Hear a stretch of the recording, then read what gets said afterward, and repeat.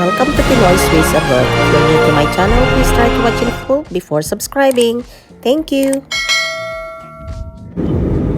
Just a recap, we're going to Queenstown. And this is our hotel near the airport. We chose this hotel because of the price and its location near the airport. It's also because the hotels and other accommodations in the city center is so expensive at the time. Early booking po ng flights and accommodation ang sagot para makamura. I usually bought a ticket and accommodations at least 6 months ahead. Mas makakamura po kayo pag ganyan ang ginawa nyo. At syempre, samantalahin pag may sale.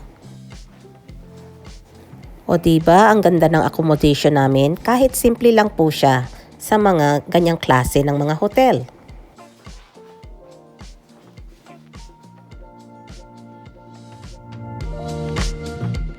See, they already think ahead. Nasa sa inyo na po yan kung anong gusto nyong unan.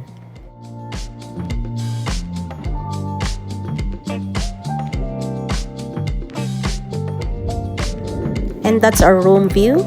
Going to the airport. Ugaliin po natin na mag-like. I always do. And this is the remarkable town center. Please check my previous video. And it's only 5 minutes walk from our hotel. O diba? Very convenient.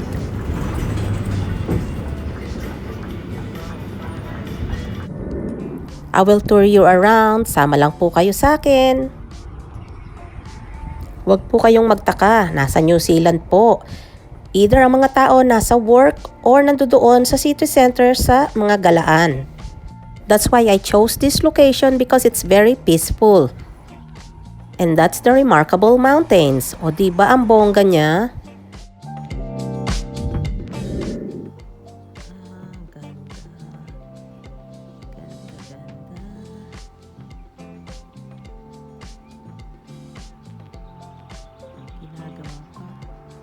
Still developing.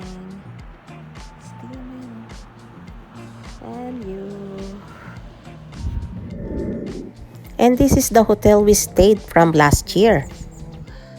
Mas okay po ang view niya, kaso super layo na po niya kesa doon sa aming hotel. Ngayon, we just walk around here. Puro mga hotel po ang mga nandito at mga residential apartments. And from that hotel, it's just 3 minutes walk. It's nice to do some jogging here and walking, of course. Fresh air and only the birds you can hear.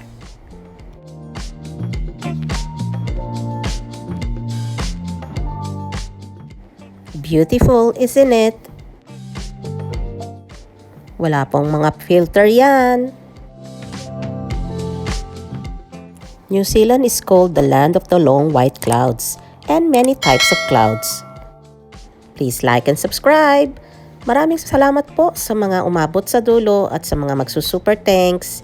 Thank you very much for your support.